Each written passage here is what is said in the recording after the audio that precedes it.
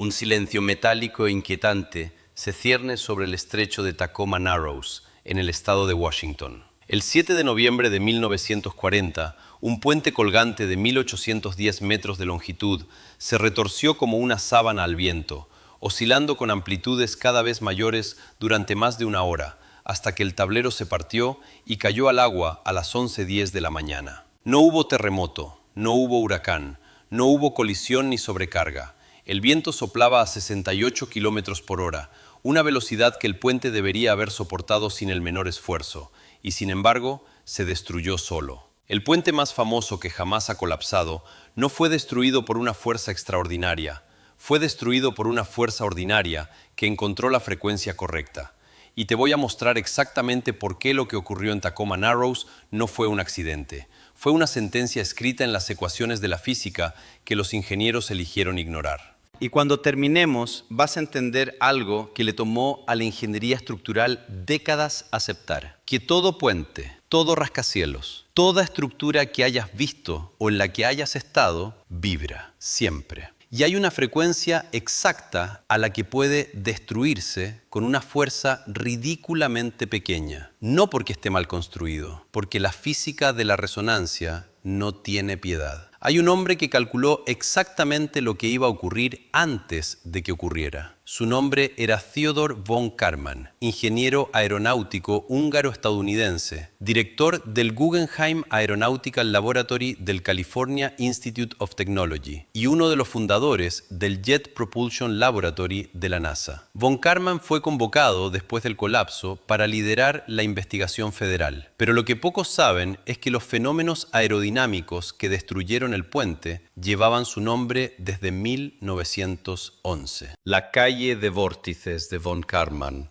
un patrón de remolinos alternos que se forma cuando un fluido pasa alrededor de un obstáculo, era un fenómeno que él mismo había formalizado matemáticamente 3 décadas antes del desastre.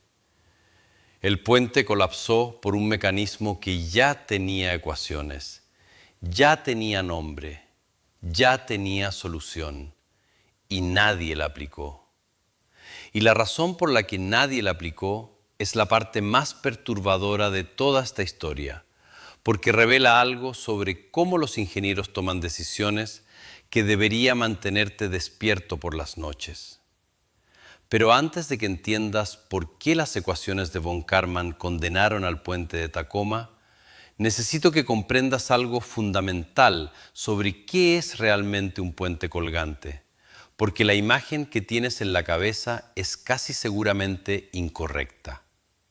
Primero, asegurémonos de estar de acuerdo en cómo funciona un puente colgante.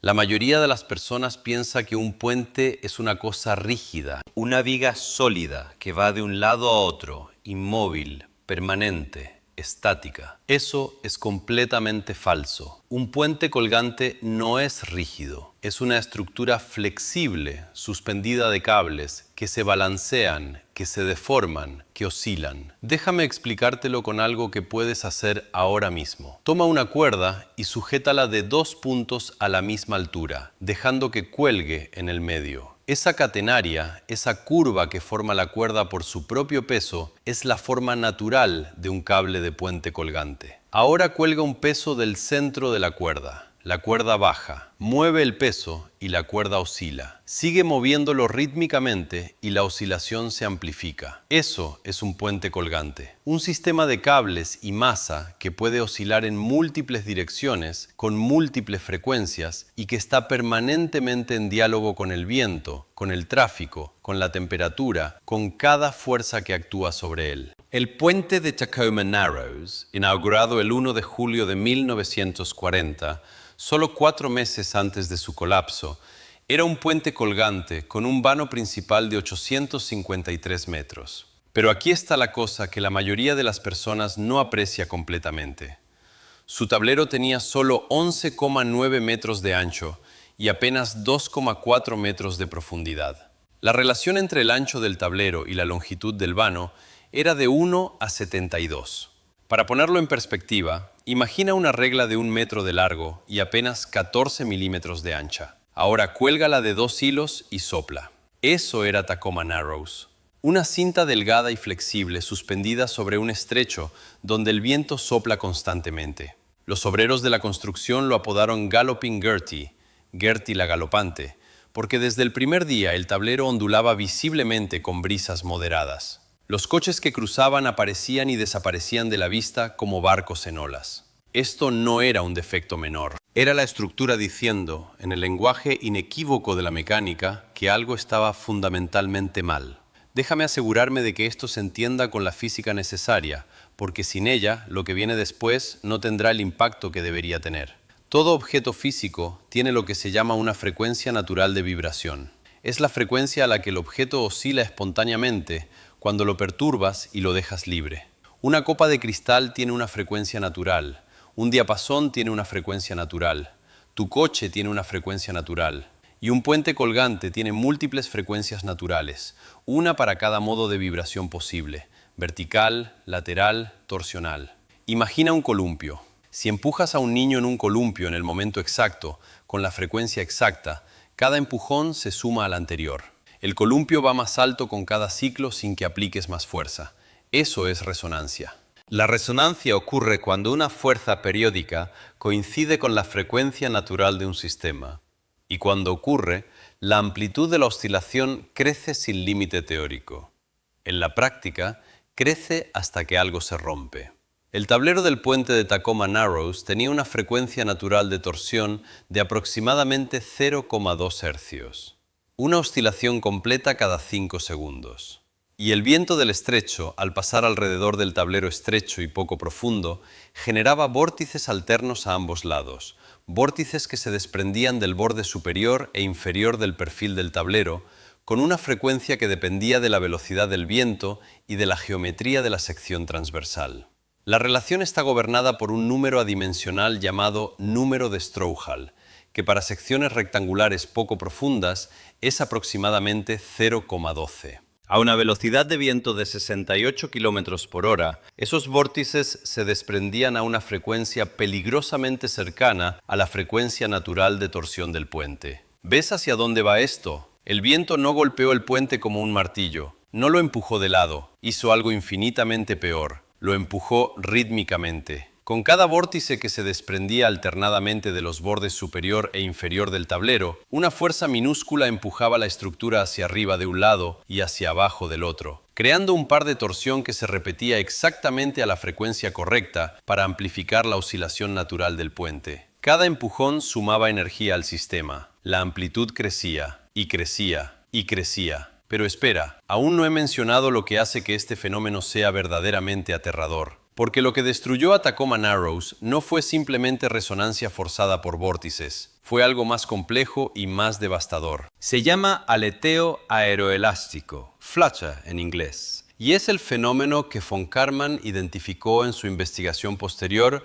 como la causa real del colapso. Y aquí es donde la ingeniería de puentes colisiona con la aerodinámica de una manera que nadie esperaba en 1940. Déjame explicártelo. En la resonancia simple, la fuerza externa tiene una frecuencia fija y tú tienes mala suerte de que coincida con tu frecuencia natural. Si el viento cambia de velocidad, la frecuencia de los vórtices cambia y la resonancia se pierde. Es peligrosa pero autolimitante. El flutter es diferente. En el flutter, el propio movimiento de la estructura modifica las fuerzas aerodinámicas que actúan sobre ella. El tablero se tuerce. Al torcerse, cambia el ángulo con el que el viento incide sobre él. Al cambiar el ángulo, cambia la distribución de presiones. Al cambiar la presión, se genera una fuerza que aumenta la torsión. Al aumentar la torsión, cambia más el ángulo. Es un bucle de retroalimentación positiva. La estructura se alimenta a sí misma de energía del viento. No necesita que la frecuencia del viento coincida exactamente con nada. La estructura ajusta su propia respuesta para extraer energía del flujo de aire de la manera más destructiva posible. Es como un columpio que se empuja a sí mismo. Esto no es un problema de resonancia que se resuelve cambiando la frecuencia natural del puente. Esto es un problema de estabilidad aerodinámica. Y tiene una velocidad crítica, la velocidad de flutter. Por debajo de esa velocidad, las oscilaciones se amortiguan naturalmente. Por encima, crecen exponencialmente hasta la destrucción. El puente de Tacoma Narrows tenía una velocidad crítica de flutter de aproximadamente 68 km por hora, exactamente la velocidad del viento el 7 de noviembre de 1940. No fue mala suerte. Fue una velocidad de viento perfectamente normal para ese estrecho. El puente estaba condenado desde el momento en que la última sección de tablero fue colocada. Y la razón por la que puedo decir esto con confianza es que la ingeniería aeronáutica ya conocía el flutter desde la Primera Guerra Mundial. Los ingenieros de aviación habían aprendido, a costa de pilotos muertos y aviones destruidos, que las superficies aerodinámicas delgadas y flexibles podían entrar en flutter catastrófico a velocidades relativamente bajas. Frederick Lanchester había descrito el fenómeno en 1916. Los manuales de diseño de alas de los años 20 incluían criterios de rigidez torsional para evitarlo. Pero los ingenieros de puentes de 1940 no leían manuales de aviación. No hablaban con ingenieros aeronáuticos. No consultaban las ecuaciones de von Karman. Diseñaban puentes como siempre se habían diseñado, como estructuras estáticas sometidas a cargas estáticas, viento constante empujando lateralmente. Nadie analizó la sección transversal del tablero en un túnel de viento. Nadie calculó el número de Strouhal. Nadie verificó la velocidad crítica de flutter. Leon Moisseff, el ingeniero que diseñó el puente de Tacoma Narrows, era uno de los más respetados de su generación. Había trabajado en el puente de Manhattan y en el Golden Gate. Era un experto reconocido en la teoría de la deflexión de cables colgantes, pero su experiencia estaba en cargas gravitacionales, no en cargas aerodinámicas. Y en su búsqueda de elegancia estructural, de esbeltez, de usar la menor cantidad de material posible para cubrir el mayor vano posible, Moisseff diseñó un tablero que era aerodinámicamente inestable. Esto no es una acusación. Esto es un recordatorio de que la ingeniería opera en los límites del conocimiento y que esos límites a veces matan. Pero aquí está la cosa. Lo que ocurrió en Tacoma Narrows no fue un caso aislado. Fue la manifestación más espectacular de un fenómeno que amenaza a toda estructura esbelta expuesta al viento. Y ese fenómeno no desapareció con el colapso del puente. Sigue ahí, acechando en cada puente colgante, en cada torre de telecomunicaciones, en cada rascacielos, en cada chimenea industrial, en cada cable de alta tensión que has visto vibrar en un día ventoso. Cada estructura esbelta tiene una velocidad de flutter, cada una. Y la única razón por la que los puentes modernos no colapsan como Tacoma Narrows es porque ahora lo sabemos y diseñamos para evitarlo. Pero evitarlo tiene un precio. Y aquí es donde la historia se pone verdaderamente interesante. Porque el precio de evitar la resonancia y el flutter en estructuras modernas revela un límite físico que pocos conocen. El puente Akashi Kaikyo en Japón, inaugurado en 1998, es el puente colgante más largo del mundo, con un vano principal de 1991 metros. Para evitar el flutter, los ingenieros de la Honshu Shikoku Bridge Expressway Company diseñaron un tablero con una sección transversal tipo cajón abierto, con ranuras centrales que permiten que el viento pase a través del tablero en lugar de generar vórtices. Instalaron placas estabilizadoras en los bordes, deflectores aerodinámicos debajo del tablero y un sistema de amortiguadores de masa sintonizada en las torres que pesan cientos de toneladas. Probaron 40 modelos a escala diferentes en túneles de viento durante más de una década, y el tablero resultante tiene una profundidad de 14 metros, 5 veces más profundo que el de Tacoma para una longitud solo 2,3 veces mayor. Es ancho, pesado, aerodinámicamente estable. Y eso es exactamente el problema. Déjame asegurarme de que esto se entienda. Cada metro de profundidad adicional del tablero añade peso. Cada kilogramo de peso adicional requiere cables más gruesos. Cables más gruesos requieren torres más altas y más masivas. Torres más masivas requieren cimientos más profundos en el lecho marino. Todo escala exponencialmente. El Akashi Kaikyo usó 300.000 kilómetros de cable de acero, suficiente para dar la vuelta al planeta 7 veces y media. Sus cables principales tienen 1,12 metros de diámetro, compuestos de 36.830 alambres individuales de acero de alta resistencia, con una tensión de rotura de 180 kilogramos fuerza por milímetro cuadrado. Ese número, 180 kilogramos fuerza por milímetro cuadrado, es el límite actual del acero de cables para puentes. No puedes hacerlo más fuerte sin cambiar fundamentalmente la metalurgia del material. Y aquí está la barrera. Los cables tienen que soportar su propio peso, además del peso del tablero y las cargas vivas. A medida que el vano aumenta, el peso de los cables que cuelgan entre las torres crece de forma que eventualmente el cable se rompe solo por sostenerse a sí mismo. Hay un vano máximo teórico para un puente colgante con cables de acero. Está en el rango de los 5.000 a 7.000 metros, dependiendo de las suposiciones de diseño. Más allá de eso, el acero no tiene suficiente resistencia para sostenerse a sí mismo. No hay puente posible. La física dice que no. Pero espera, aún no he mencionado la restricción que conecta todo esto con la resonancia de la que hablamos al principio. Porque cuanto más largo es el puente, más baja es su frecuencia natural. Y cuanto más baja es la frecuencia natural, más fácil es para el viento excitarla. Los puentes más largos del mundo tienen frecuencias naturales de vibración vertical de apenas 0,06 hercios, una oscilación completa cada 17 segundos. Para entrar en resonancia con esa frecuencia, solo necesitas una brisa fluctuante con un periodo de 17 segundos. Eso es el viento de cualquier tarde moderada en cualquier estrecho del planeta. Los ingenieros del puente del Estrecho de Messina, un proyecto propuesto de 3.300 metros de vano que lleva décadas en estudio, calcularon que la velocidad de flutter de su diseño inicial era inferior a la velocidad de viento máxima registrada en la zona. El puente colapsaría con un viento que ya ha soplado allí. Rediseñaron. Aumentaron la profundidad del tablero, añadieron peso, aumentaron los cables. Y el presupuesto estimado superó los 8.500 millones de euros. 30 años después, el puente no se ha construido. No solo por razones políticas, porque la física de resonancia y flutter impone un precio que crece exponencialmente con cada metro de vano adicional. Esto no es un fallo de materiales. Esto es la resonancia imponiendo un impuesto que la ingeniería no puede pagar después de cierto punto. Igual que la ecuación de Tsiolkovsky impone un impuesto exponencial sobre el combustible con cada incremento de velocidad, la física de la resonancia y el flutter imponen un impuesto exponencial sobre la masa y el coste con cada incremento de longitud de vano. Son la misma estructura matemática, son límites logarítmicos. Y los límites logarítmicos son las paredes más duras del universo porque no se rompen con más fuerza.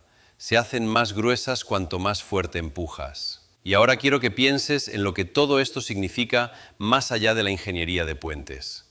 Porque la lección de Tacoma Narrows no es que un puente colapsó por resonancia en 1940. La lección es que la resonancia está en todas partes. Cada estructura que construimos tiene una frecuencia natural.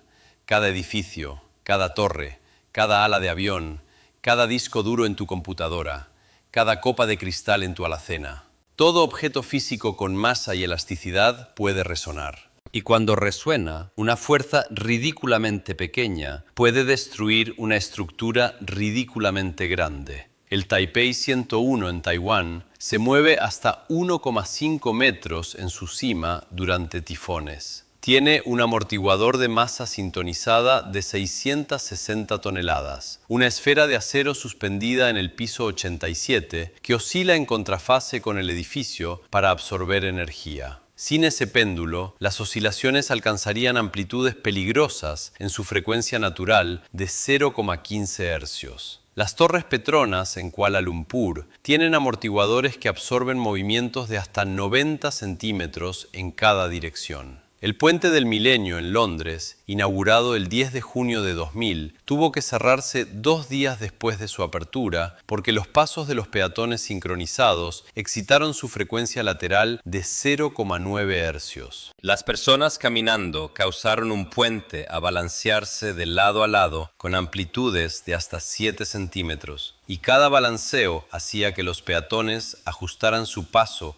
al ritmo del puente, amplificando la oscilación. No fue el peso de los peatones, fue su frecuencia. Una muchedumbre caminando se convirtió, sin saberlo, en un mecanismo de excitación sincronizada perfectamente calibrado para la frecuencia natural del puente. Hay algo profundamente inquietante en esto. La resonancia no necesita fuerza, necesita paciencia, necesita sincronización. Un susurro en la frecuencia correcta puede derribar lo que un huracán no pudo tocar. Un soldado marchando al paso puede colapsar un puente que soporta 1000 camiones. Una cantante de ópera puede romper un cristal que resistiría un martillazo. Y un viento de 68 kilómetros por hora, un viento que no mueve los muebles de tu jardín, destruyó un puente de 6000 toneladas de acero. 85 años después de Tacoma Narrows, cada puente que se diseña en el mundo pasa por pruebas de túnel de viento. Cada sección transversal se analiza buscando vórtices de von Karman. Cada velocidad crítica de Flutter se calcula y se compara con la velocidad máxima de viento esperada en un periodo de retorno de 1000 años. Los ingenieros modernos no cometen el error de Moisés, pero pagan el precio que Moisés evitó. Tableros más profundos, cables más gruesos, torres más pesadas, costes más altos, todo para mantener la resonancia a raya. Todo para mantener la frecuencia del viento lejos de la frecuencia de la estructura. Y cada metro de vano adicional hace esa tarea exponencialmente más difícil. El puente de Tacoma Narrows no fue destruido por el viento. Fue destruido por una propiedad matemática que comparte con cada estructura del universo que tenga masa y elasticidad. Fue destruido por la resonancia, ese fenómeno elegante, implacable y democrático que no distingue entre un puente de acero y una copa de cristal, entre un rascacielos y un diapasón, entre un ala de avión y una cuerda de guitarra. Todo vibra, todo tiene su frecuencia, y si algo empuja a esa frecuencia durante suficiente tiempo, todo se rompe. Eso no es ingeniería, eso es el universo diciéndote que nada es permanente, que toda estabilidad es temporal, que toda estructura es un acuerdo provisional entre las fuerzas que la sostienen y las frecuencias que la acechan, y que la diferencia entre un puente que dura 1000 años y uno que dura 4 meses no es la cantidad de acero, es si alguien se tomó la molestia de calcular a qué frecuencia el viento cantaría su canción de muerte. Theodor von Karman lo calculó 30 años antes de que ocurriera, y nadie escuchó. Y eso, si lo piensas el tiempo suficiente, dice más sobre cómo construimos el mundo que cualquier ecuación. Si has viajado conmigo hasta aquí,